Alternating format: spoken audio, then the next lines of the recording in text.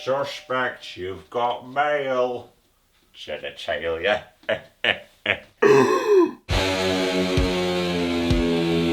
Yoink! I am Iron Man. Taking a piss in a beer can. I could have a lot of fun with this. Hey, Bob, got the mail. Did you see a gauntlet in a delivery package?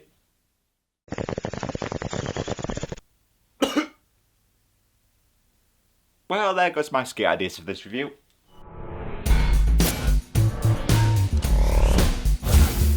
Avengers! Assemble. The Marvel Cinematic Universe. I mean, I don't think any other media entity gets us nerds as wet as this franchise. Ew. I mean, it used to be Star Wars on top, but that series is now divided us more now than politics has. But you'd be hard-pressed to find many that weren't still a big fan of this behemoth. And that's mind-blowing when you think about it. I mean, Marvel always seemed to trail DC for the longest time. By the mid-80s, DC had successful on-screen adaptations of Superman, Batman, and Wonder Woman. And what did Marvel have by this point? Well, just a single theatrical release featuring such elements as duck porn, duck tits, and duck condoms. Howard. And once you realise that because that was out of its packet, it's likely been, Soiled. It was a dark time for Marvel. So what a turnaround this new cinematic universe ushered in for the company. And today, we're going to start looking through this beast with the very first in the franchise, 2008's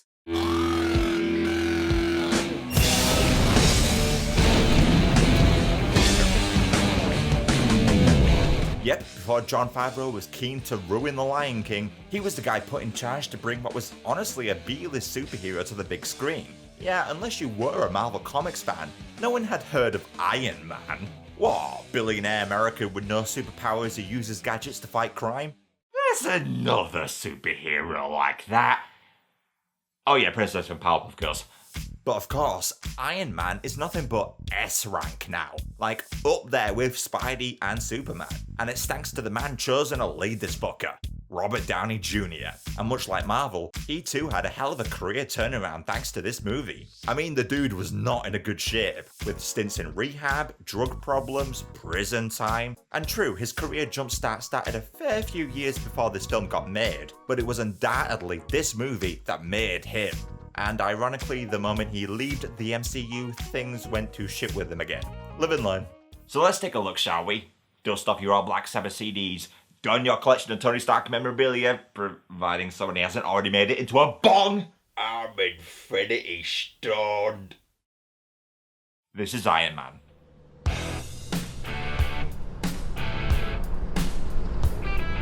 Okay, starting your movie with Back in Black is an instant win in my book. AC/DC!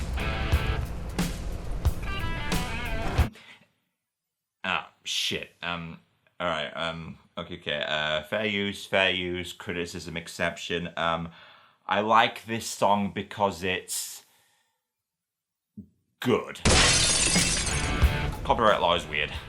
So the film wastes no time in introducing us to the Man of Iron himself. And look, this intro is great, because it tells you everything you need to know about this guy in seconds. He's rich, he's incredibly charismatic, and his sexual exploits make James Bond look like Napoleon Dynamite. Is it true you went 12 for 12 with last year's Maxim cover models?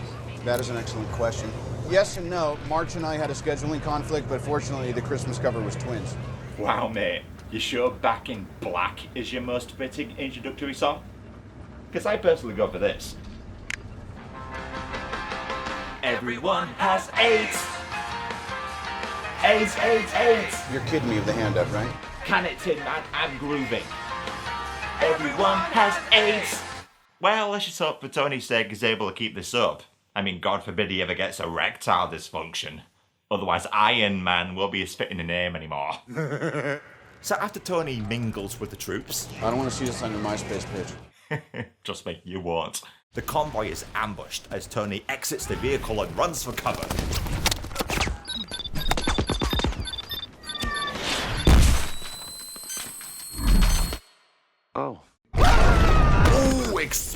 explosion to the face, and yet he's as dashingly handsome as ever. I am invincible! So Tony gets captured by Afghanistan's answer to the village people, but we're gonna have to get back to that as the film flashbacks to 36 hours earlier, as at an awards event in Vegas, a narrator gives us a bit of backstory on Tony. At age 4, he built his first circuit board. At age 6, his first engine. But at age 3, he apparently learned Photoshop. Look, I'm a genius too. Boo! Got you. So it's here we're introduced to Rhodey, Tony's best friend, played by Don Cherence Howard. Don Cherence Howard, that's his name. And his business partner, Obadiah Stane, played by Jeff Bridges, who you can tell will be the villain of the movie because his name is Obadiah Stane. Man, his parents must have been assholes. The best thing about Tony is also the worst thing. He's always working.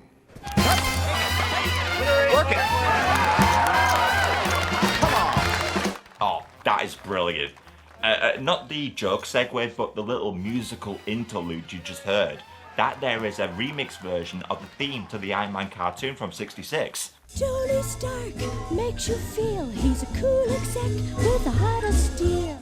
Oh, these fucking Easter eggs, man. Oh. That's something else. So Tony heads out, and remember when he was talking about his sexual escapades earlier in the film? Well, this skill borders on superhuman here, as he scores a one-night stand with a reporter back at his place. But his place is in Malibu, and they meet in Vegas. That's almost a 5-hour drive she agreed to. Yo, guys, there's a thing called a hotel, you know? Vegas has one or two of them. You must be the famous Pepper Potts. Indeed I am. After all these years, Tony still has you picking up the dry cleaning. Hey, this woman manages to sell out candles that smell like her nether regions. She's doing pretty well for herself, you know. You're just Have a whiff. Why does it smell like bread? Yeast infection. It smells. Yeah, it does. So, after I clean up last night's dinner, we cut down to the basement as Tony is working in his garage. And right here, you'll quickly begin to notice something about this film's script, cause much like human waste in the Middle Ages, it's often thrown out the window. It's your birthday. Yes. I knew that. Already? Yeah, isn't that strange? It's the same day as last year. Well, get yourself something nice for me. I already did. And? Oh, it was very nice. Yeah. Very tasteful. Thank you, Mr. Stark. But hey, it works. It really highlights the excellent chemistry Downey Jr. has with his co-stars. The dialogue feels real. Mostly because it is real. A lot of lines here are improvised and many of the reactions you see are quite genuine. As such, it must have been an interesting film to shoot, but more fun when you get to shoot scenes like this. No, you don't have to be like me, but you are more than what you Excuse me if are. I'm You just a don't little see bit it. distracted. It's a hard life. By the way, am I the only one who completely forgot how much of a playboy Tony was in the first Iron Man movie? One-night stands, pole dancers, prostitutes. Oh yeah, Tony is a straight-up pimp in this film. And the deleted scenes definitely highlight that alright. In fact, there's one scene where he sets off to his holiday home in Dubai, just to have a foursome and get wasted. Why don't you guys get started without me? Nice. I mean, don't get me wrong, I'm not saying they shouldn't have shown this or anything, but it's kind of funny that this property would later become a Disney one. Yeah, Disney's most profitable and iconic live-action character is an alcoholic billionaire pimp. If only Walt was alive to see this. Oh, but don't forget that this Disney lead is a designer of weapons capable of mass genocide. It's cool though, he has flair. Is it better to be feared or respected? Respected. And I say, is it too much to ask for both? What the For your consideration, the Jericho.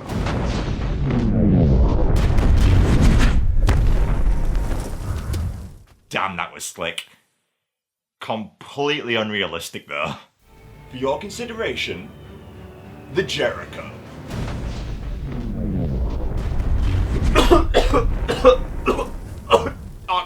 Oh god, don't think I swallowed some of it. So Tony boards the Humvee as we now arrive where the film left off, as it would appear Tony has had a little work done.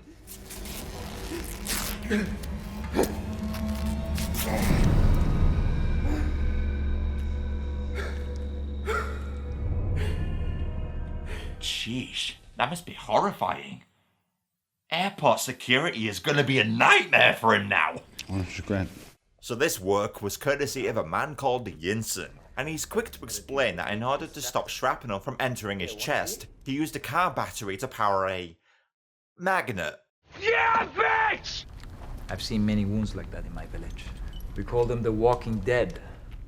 Do you call them that because it takes them weeks to find refuge, only for them to realise it's unsafe to stay? Then they fuck off and find somewhere else, only to realise that's unsafe too. Then they keep repeating that same shit for several seasons. Sorry, I went off on a tangent there. Continue. I see, so it's personal? But Yinsen's a captive too, as the real kidnappers, known as the Ten Rings, show up to issue their demands. صاروخ جرب. He wants you to build the missile. اللي انت كنت بتعرضه على الناس. The Jericho missile that you demonstrated. نزل ايدك. You know, man, seeing as how these guys don't speak English, you could always tell a white lie or two. سفاح. وقتل قتلة. He says, "Welcome, Tony Stark, the most handsome, well-endowed man in America." أنا فخور بمعرفتك. He's immensely envious of your pecs. عاوزك تعمل لي صاروخ جرب. He wants you to sign his Iron Man artwork. اللي انت كنت بتعرضه على الناس. His Rule 34 Iron Man artwork. نزل ايدك. فهمه.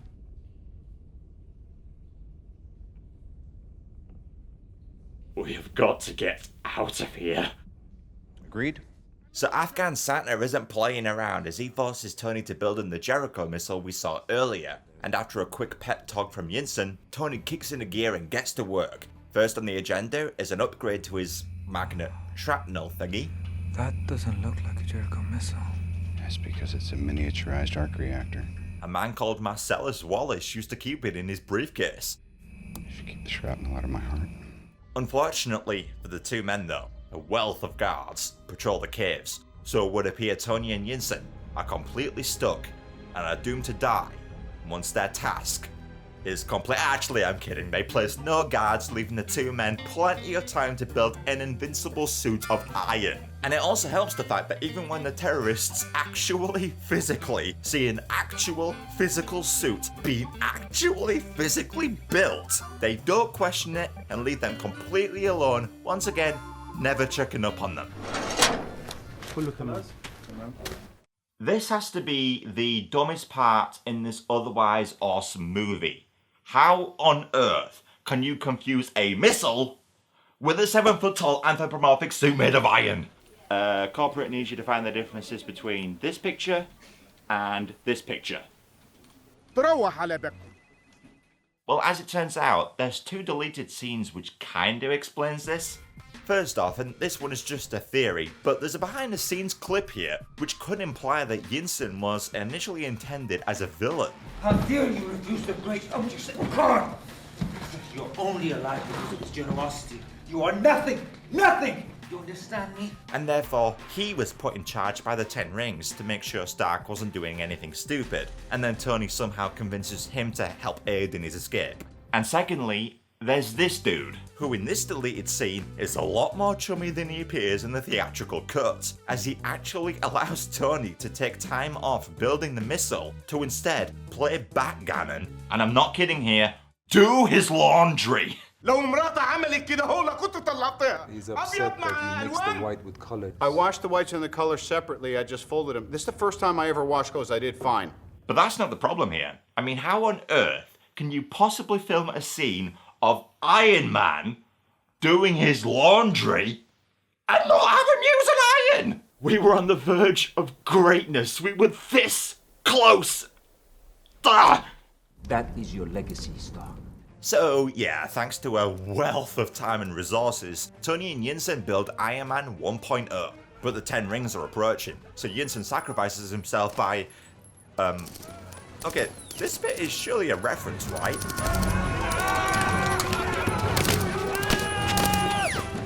certainly has courage. Good will it do us if he gets himself killed? Come on. But this gives Tony the time to boot up, as we finally get to see this raging machine in action.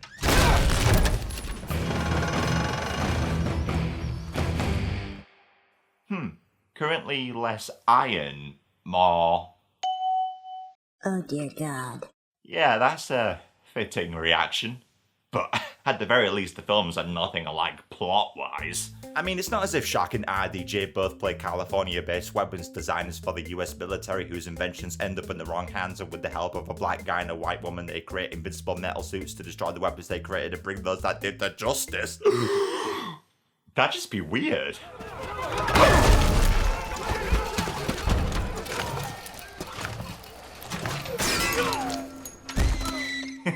Well, Dark Elf guy, you can rest knowing you're not the worst bad guy to ever hit the MCU. But damn, that suit is more bounce back than bloody Flubber. Oh, watch your head! Oh, get it, Wade!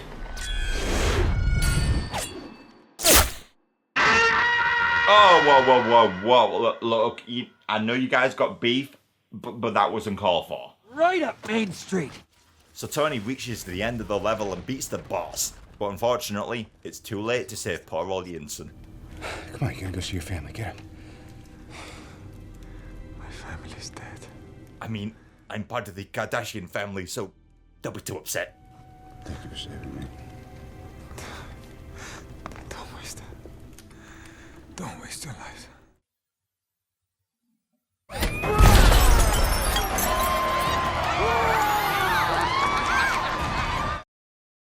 He'll get there. So Tony is pissed as he heads out and works up an impressive kill count.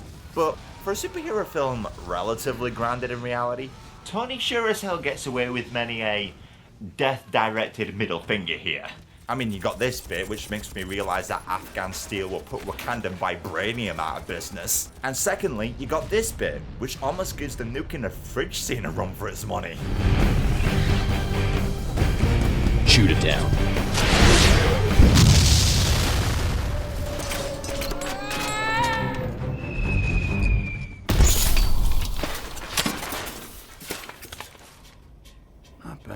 Not bad. You just survived a 1,000-foot drop like your name was Kal-El. Look, just because you wear steel doesn't make you the man of one. I shouldn't be alive. So as Tony crosses the desert, and I resist the urge to play the Lawrence of Arabia theme, Rhodey manages to find Tony in the middle of nowhere and brings him home.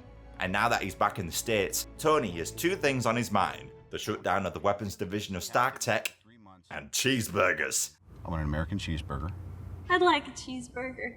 I thought we were having steamed clams. Welcome to Good Burger, home of the Good Burger. Can I take your order? So Tony announces all production of new weapons is kaput, as El Duderino is not exactly impressed. Oh, that went well. Yeah, well, you know, that's just like, your opinion, ma'am. I mean, can you blame him? Think of all the people who will have lost their jobs at Stark Industries, or cause their boss grew a conscience. Look, the real-world equivalent of Stark Industries is clearly the defense and security company Lockheed Martin. You know, because they totally didn't rip off their logo. Looks very, similar. So it's logical to assume this real-life company and this fictional one employ about the same amount of people. And Lockheed Martin has over 100,000 workers. So yeah, Tony came back to do good, and his first act was to put the equivalent of the entire population of Springfield, Illinois out of work. Not a good start. I think we should take another look into arc reactor technology. Oh, come on. The arc reactor, that's a publicity stunt. Tony, come on, we built that thing to shut the hippies up. It works. Yeah, as a science project. I was staying on this one too. I mean, the last guy to use nuclear fission tech in a superhero movie. Yeah, didn't end well for him. But that ain't gonna stop the Starkster, as he now has the resources he needs to begin working on a new and improved suit. Actually don't know who to trust right now. By the way, just gotta get this off my chest. This man has access to hologram technology, and he nicknames his business partner Obi. Obi, what are you doing up? How did you not find a way to reference this? Absolutely ridiculous. Anyway, up first is to test some new leg boosters. And not to worry, people. After all... If my math is right, I don't know his is. 3 days later. 10% thrust capacity achieved lift.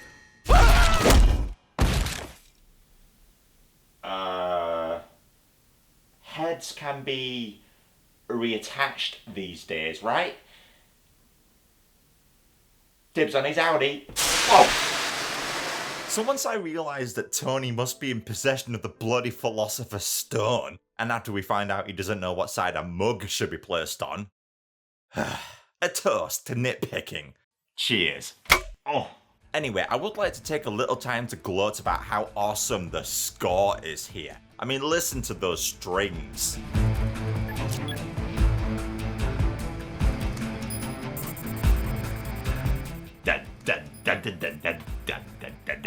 I love that shit. Yeah, this backing track is courtesy of Ramin Djawadi, who might sound familiar to some of you.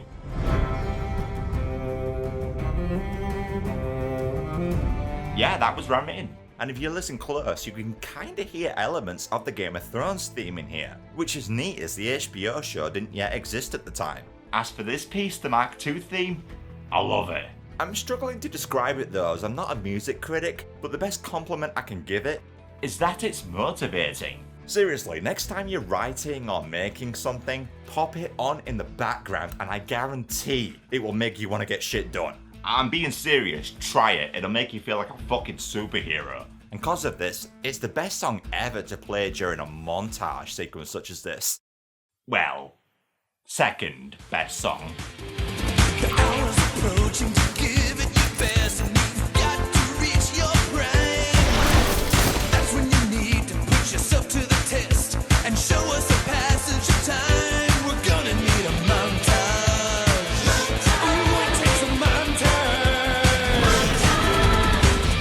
It, Tony, you can do it. And dude, Tony Stark's got a Wii.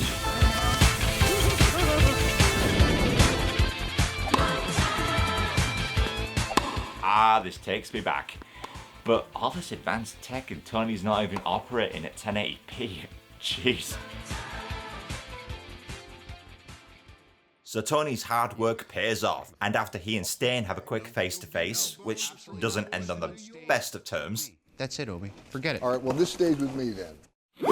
Whoa! He stole that guy's pizza! Good night, Obi. Tony puts together the final touches, as the Mark II is ready. Gauge heads-up display. Check. 4-door preferences from home interface. Will do so.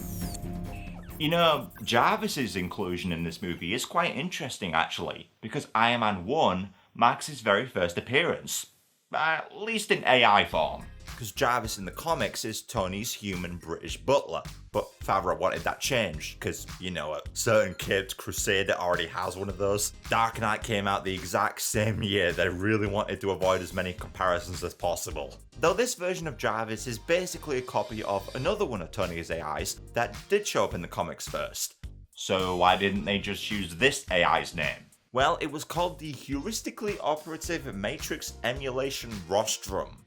Yeah, once you realise what that abbreviates to, you'll understand why they changed it.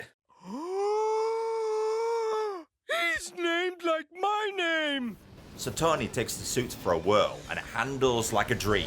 Except for when it flies too high, ice buildup occurs, and Tony almost kills innocent motorists. You're flying, Batman! It's okay though, he gets what's coming to him. Kill power. Turn down for what? Oh, that's not good. Oh, and I really mean that. Not by a fictional sense, but a real one. The car that the filmmakers just demolished for that shot, that was a replica of a 1967 Cobra SE. And how much was it worth? $50,000. Couldn't you have given Tony a Fiat Punto or something? Oh no, don't show the on-set footage.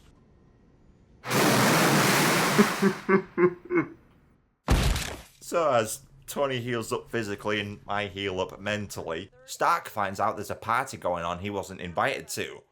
Tiny gate crash.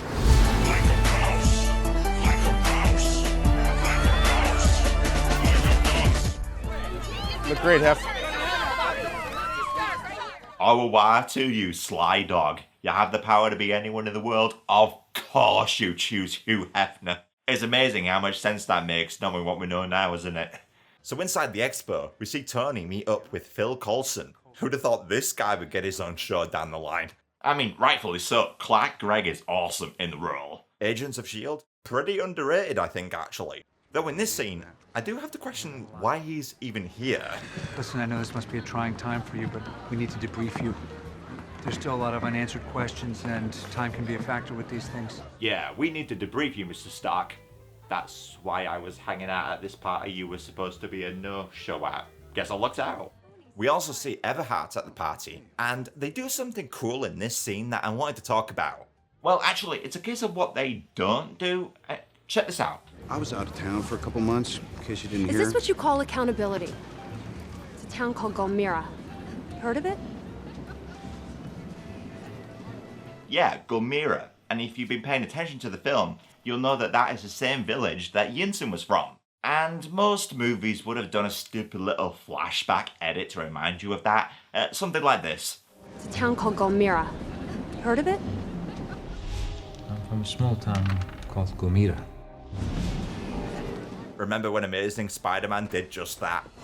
He has a star tattooed on his left hand. But they don't do that here. The film respects your intelligence and allows you to put the pieces together yourself. So it makes this reveal hit much harder. Wait, Gulmira and... Oh. Yeah, for some reason our human brains really like that shit. Very nice. Yeah. So it turns out Stark Industries has been doing some shady under-the-table dealings with the Ten Rings. Turns out they've been a bit busy.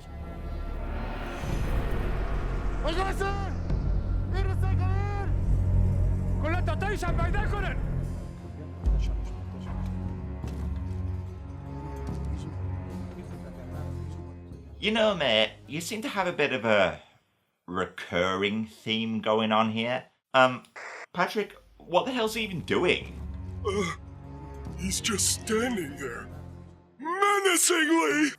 Yeah, I mean, I realize this guy isn't the main villain, but he had a lot more potential than this. Tony gave him a scar and he killed Tony's friend. So they really should have had more of a rivalry, I think. You could have gone with Stain back to America to kill Tony, and you could have attached some lesser known Marvel villain to him to help spruce him up. But no, this is all he does in the movie. He just stands there and looks evil. And goddammit, I got enough of that from season 8 Cersei. Not a great plan. So Tony is pissed. Thankfully not in that sense, as he plans to suit up and kick some ass. By the way, check out how in this shot, you can actually see the energy blast make its way from the arc reactor to the gauntlet. Join that militia. Way to go, Favreau. That's what turns me on about you. Me? Your attention to detail.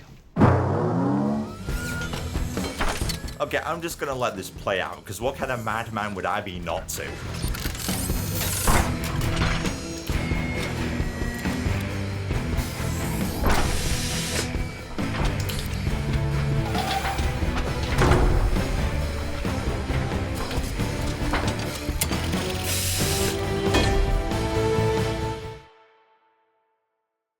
Hey, sorry, man. I think you just got out-suited. How dare you? Hey, sorry, Bats, but Tony's got moving gears, terrific VFX work, and an amazing Ramin Djawadi score. I mean, what do you got that he doesn't?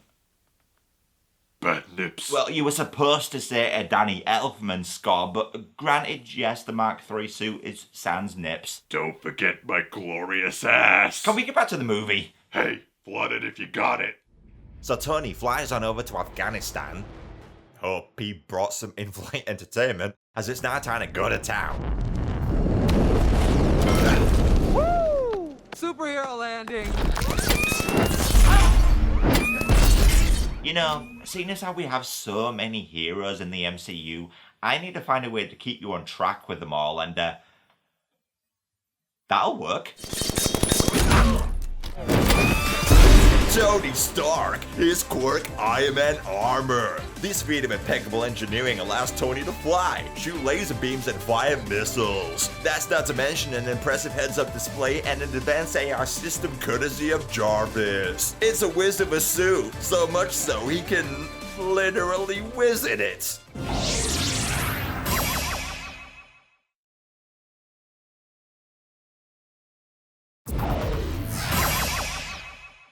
Okay, so check this shit out. It's probably the most iconic part of the movie, and it's worthy of that status. The way Tony sets things in motion here and actually begins to leave before the job's done. I mean, that's some Kenshiro level shit right there.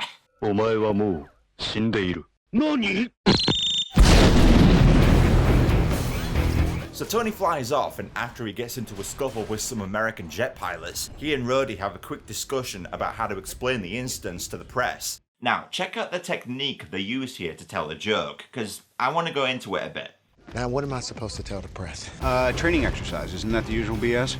It's not that simple. An unfortunate training exercise involving an F-22 Raptor occurred yesterday. Yeah, that's a classic Gilligan cut, or sometimes known as a smash cut, or a bicycle cut. Okay, why does this trope have more names than Daenerys Targaryen? Anyway. It's where a character says that someone's going to do something, then it cuts to a scene that contradicts what they said. Right, I've got to get this work done. No way I'm going to bed yet. This is super important. Got to get this work done. Comedy. See, this trope is so easy to do, so you only want to use it very sparingly, and ideally, you don't want to use it at all. Here, though, they use it 3 times in one movie. He's always working. Working. I'm not drinking. I don't want any. That's what I'm talking about. When I get up in the morning. Training exercise, isn't that the usual BS? An unfortunate training exercise. Sheesh, God bless the fact that RDJ was able to improvise, because if they had relied entirely on this script, I'm the best. But back with this guy, we finally get the reveal that him and Stain are working together. Oh, jeez. Oh, please don't play that sound effect again. My head can't handle it. But no matter, the two aren't going to be co-workers for much longer.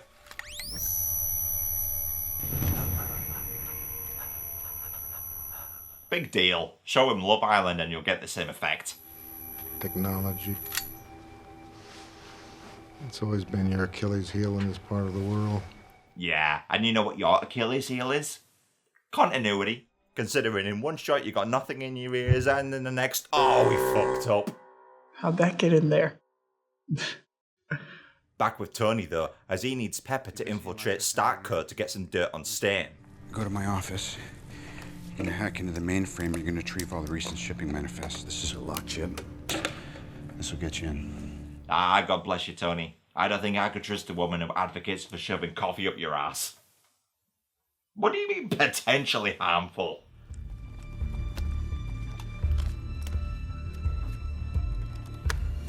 No, sorry, no. Moo's irredeemable now. I can buy the advanced technology, I can buy the flying suits of armor, but we all know for a fact that you can't enter a USB device into a PC and have it the correct way up first go. Completely unrealistic, 0 out of 10. What a waste that is. Sector 16? Hey, Stain, just a quick piece of advice. If you want to keep your files and records top secret, probably best you don't put them in a folder called Top Secret. It's okay though. The fact that you shipped the weapons on the MSC Lebowski instantly makes me forgive you. Fucking A. So Stain shows up, and props to Jeff Bridges here, because despite him not technically saying anything creepy here, he sure as hell is acting that way. I mean, you can instantly tell how villainous a character is just by watching how they drink something. No villain is complete without such a scene. So, let's see how Stain does. He's a complicated person. Oh, that's eerie.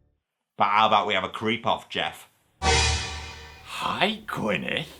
I deeply enjoyed the smell of your candle wax.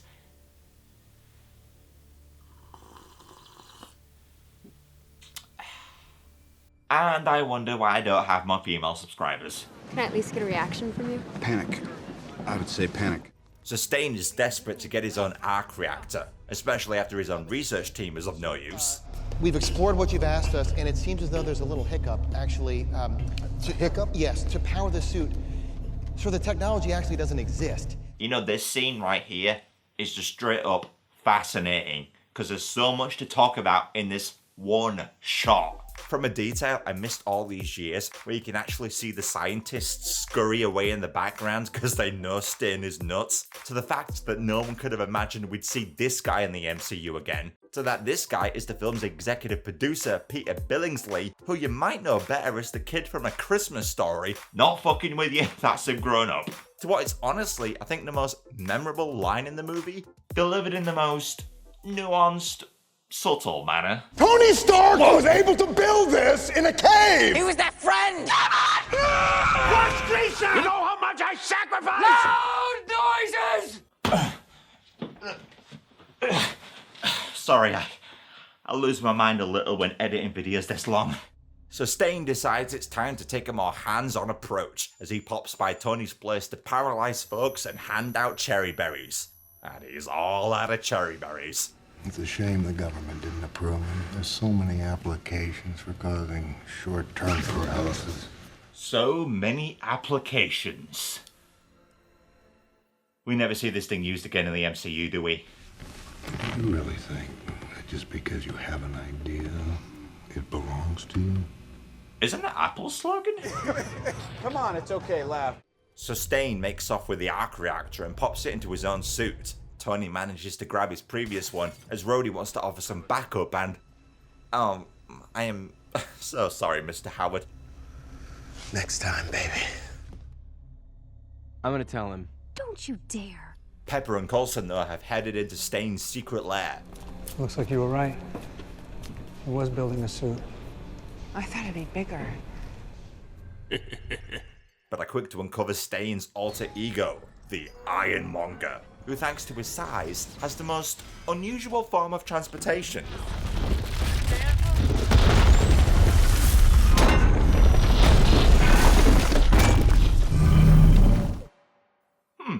Ironmonger, as it turns out, gets around like Bugs Bunny.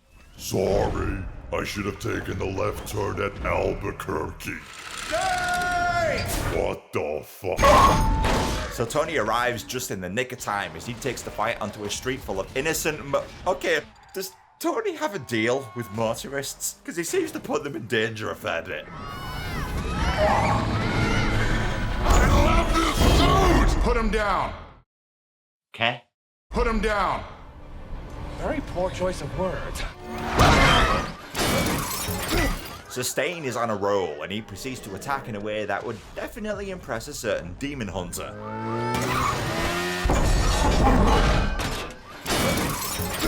How's that for road rash? Nothing's gonna stand in my way.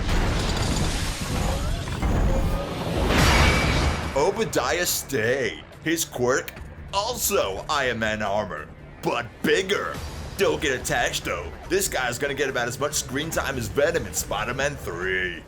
So Iron Man and the Iron Giant continue their fight as Tony realizes the only chance he has of winning is to lure Stain up into space to force his suit to freeze up. Hey, it's a good plan, but isn't that what a certain ice-based comic book villain tried to do once? Watch the numbers, Batman, for they're the harbingers of your doom. After you're frozen, your icy tomb will plummet back to Gotham. And who'd have thought the first MCU movie got its inspiration from films like Steel and Batman and Robin? Let's kick some ass. So Stain plummets back down to Earth, as it would appear the day is saved, and the battle is won. I'll be right there. Surprise, motherfucker. Oh, bugger. Yeah, what is with this movie and people acting like someone used a cheat code to turn off fall damage? Another toast to Jeff Bridges' invincibility. Ow! I never had a taste for this sort of thing, but I must admit, I'm deeply enjoying the suit.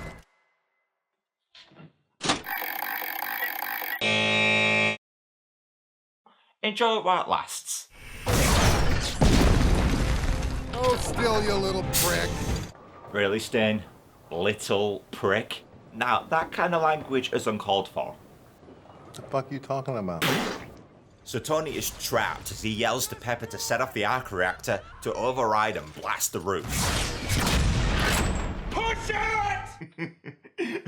Look, I don't know why, but I just love the way Tony says, push it. Push it! Push it! Push it! Push it! Push it! He just sounds so annoyed with her. He's like, push it! You told me not to! God damn it, woman, this is not the time for that kind of shit. Push the button! You'll die! You die! Lady, I have not been this close to losing my shit with you since I tried one of your coffee enema kits. Push the button! So the roof gets overloaded with energy as it stuns Stain and he falls to his death. And you might be wondering why this doesn't have the same effect on Tony. So we cut to the next day as Tony prepares for a press conference. Coulson's coming in clutch as he's prepared him an alibi. Unfortunately, one reporter is complicating things. I'm sorry, Mr. Stark, but do you honestly expect us to believe that that was a bodyguard in a suit? Here she comes to wreck the day! But Tony is out of shits to give as he delivers the line. Which line? Oh, the line. Truth is,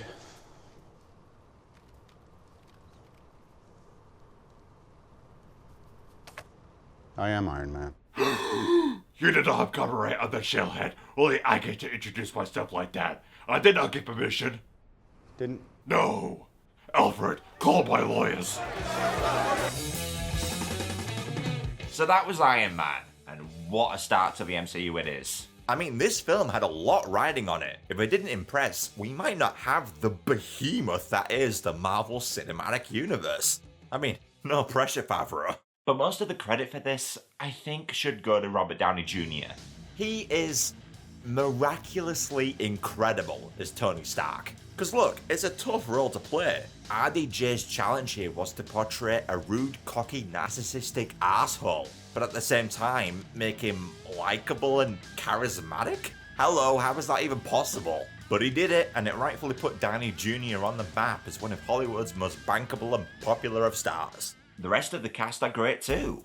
Paltrow, as batshit crazy as she is, works wonderfully with RDJ. Jeff Bridges is actually, in my opinion, one of the better villains in the MCU. And yeah, that's not saying much, because villains have always been a bit of a weak spot for Marvel outside of Thanos and Loki. But he has his charm, and he does get some very memorable lines. Had his motivations been a bit clearer, he could have stood out as a legitimately great MCU villain. But as is, Stain's appeal rests entirely with Bridges' performance. And luckily for this film, it's a great one. Then there's Terrence Howard, who is difficult to compare to Don Cheadle, as he doesn't really get too much to do here, but he works legitimately well with Downey Jr., which is kind of miraculous actually, as the two aren't on the best of terms. Apparently Howard was angry that RDJ would take a bigger cut for the sequel, and that would come out of his paycheck. And when he was asked if he'd like to return to the MCU one day, he simply said, so yeah. I mean, I would have liked to have seen Howard in the War Machine suit, but Cheadle is great in the role, so there's a loss there, but also a gain. Then there's Ramin Djawadi's score, which like the villain stands out as one of the MCU's best. The action is exciting, if a bit unrealistic thanks to how many goddamn times Tony brushes off death, but it's not a big deal. And the visual effects are terrific for 2008, with an excellent blend of practical props and sets, and the most excellent post-production magic from the geniuses at ILM. And props to Skywalker Sound for their incredible work too. The sound design of Iron Man is just god tier. So yeah, Iron Man is a triumph. And I'd honestly rank it in the top 5 of all Marvel films. And it's certainly the best of Phase 1. Tony had a hell of a journey in the MCU, so do yourself a favour and relive that journey once again, starting off with this cracking kicker offer. Thanks for watching guys, and I'll leave you with this. You know the like button? Well, Tony Stark has a quick message for you all on what you should do with it. Push it! Indeed. Till next time.